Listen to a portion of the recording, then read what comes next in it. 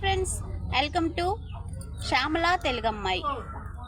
ఇలా స్మార్ట్ గాయత్రి టైలర్స్ని ఎలా ఆదరించారో అలాగే మా చెల్లెలు ఛానల్ రన్ చేస్తుంది. ఈరోజే ఫస్ట్ డే. స్వీట్తో మొదలు పెట్టాలి. సెంటిమెంట్గా స్వీట్ చేస్తున్నాము.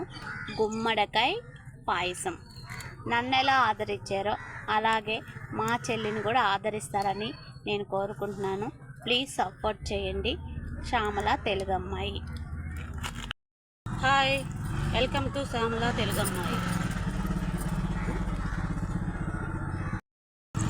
గుమ్మడికాయ పాయసంలోకి కావాల్సిన పదార్థాలు: యాలకులు, జీడిపప్పు, ద్రాక్ష, బెల్లం, గుమ్మడికాయ, పాలు, పచ్చెనగపప్పు గంట ముందు నానబెట్టుకున్నాం, నెయ్యి. చేసే విధానం: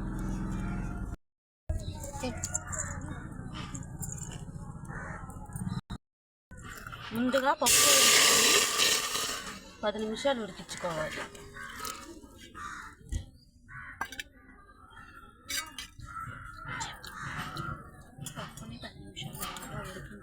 పప్పు 10 నిమిషాలు బాగా ఉడికించుకోవాలి.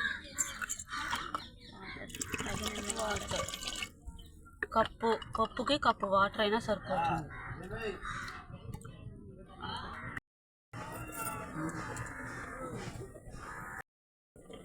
ఇప్పుడు 10 నిమిషాలు అయిపోయింది, ఉడికిపోయింది. చూడండి, పప్పు ఇలా అయిపోయినాక ఇప్పుడు వేసేసుకోవాలి. ముందుగా తరిగి పెట్టుకున్న గుమ్మడికాయ ముక్కలు వేసేసుకుంటున్నాం.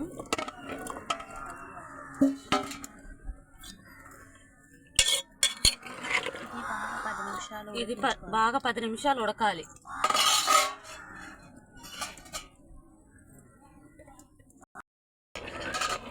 ఇప్పుడు ఇది కూడా ఉడికిపోయింది.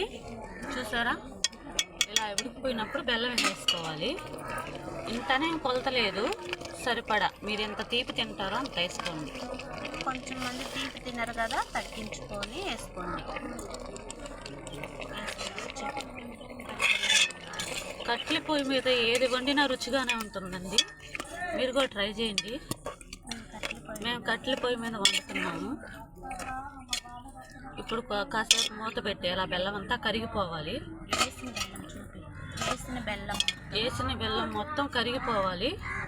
కొంచెంసేపు మూత పెట్టేసి బాగా ఉడికించుకోవాలి. కొంచెంసేపు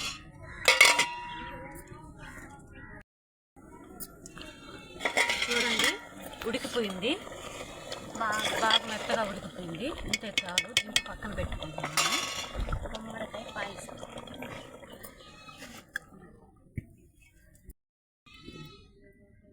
బాండ్లు పెట్టాను. ఇప్పుడు దీంట్లో 2 స్పూన్లు నెయ్యి కూడా బయటది కాదండి, ఇంట్లో చేసుకున్న నెయ్యి బాగా కాగాలి.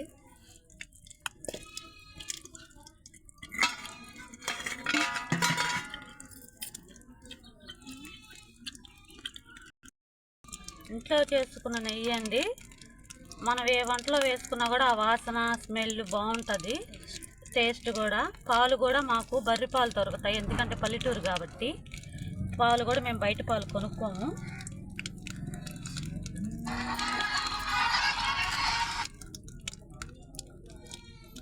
కాగిపోయింది. ద్రాక్ష, జీడిపప్పు,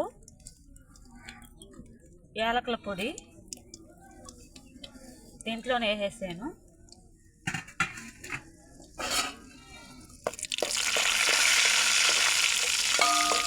మనం నెయ్యి ఎలా ఇంట్లో కూడా చేసుకోవాలో నేను ఒక వీడియో చేసి పెడతానండి. రోజు డైలీ ఇంట్లో పాలు పోపుచ్చుకున్న వాళ్ళకైతే ఉపయోగపడుతుంది. ప్యాకెట్ పాలు కాదు, బర్రె పాలు వాడే వాళ్ళకి. ఏగిపోయినాయి. దీంట్లో పోసేసుకోవాలి. ఇప్పుడు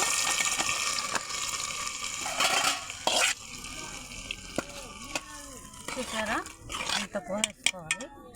పాలు ముందుగానే కాసి పెట్టుకున్నాం మనము, ఎందుకంటే దింపాకే పోయాలి. పాలు విరిగిపోతాయి లేకపోతే.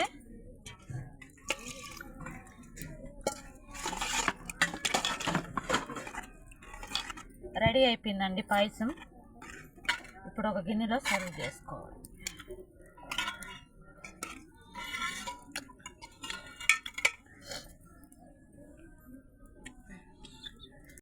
అయిపోయింది మన గుమ్మడికాయ పాయసం వేడిగా. మేక్క టేస్ట్ చూడు. హాయ్ అండి, గుమ్మడికాయ పాయసం చేసింది చూడండి. పల్లెటూరు వంటలు కదా, అదిరిపోయినట్టుంది. అసలు కలర్ చూస్తేనే ఎలా ఉంది చూడండి. అసలు ఇవన్నీ నాకైతే ఇది చేయడం అసలు రాదు. ఈరోజే మా చెల్లి కాడ నేను కూడా నేర్చుకున్నాను. మా ఫాలోవర్స్ కోసం కూడా ఒక వీడియో పెడతాను, మీరు కూడా చూడండి. మన ఫాలోవర్స్ ఎవరు చూసినా కానీ లైక్ చేసి కామెంట్ చేయండి, షేర్ చేయండి, ఓకేనా? సబ్స్క్రైబ్ చేయండి. చూడండి, ఒక్కసారి టేస్ట్ చూద్దాం. ఆ కలర్ చూసారా, నా నోరు ఊడిపోతుంది.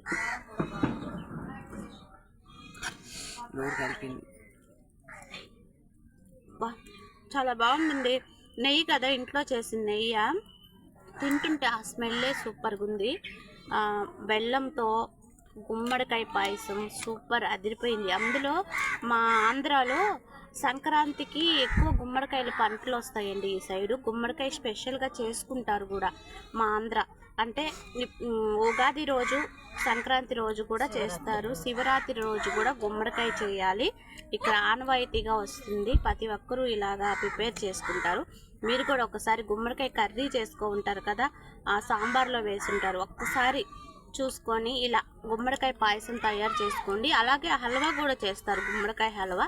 అది కూడా ఒక వీడియో చేస్తుంది. ప్లీజ్ సపోర్ట్ చేయండి. టేస్ట్ అయితే అదిరిపోయింది, సూపర్. చూశారు కదా ఫ్రెండ్స్, గుమ్మడికాయ పాయసం ఎలా చేశానో అలాగే మీరు కూడా ట్రై చేసి ఎలా ఉందో కామెంట్ చేయండి. మా ఛానల్కి సపోర్ట్ చేయండి ఫ్రెండ్స్.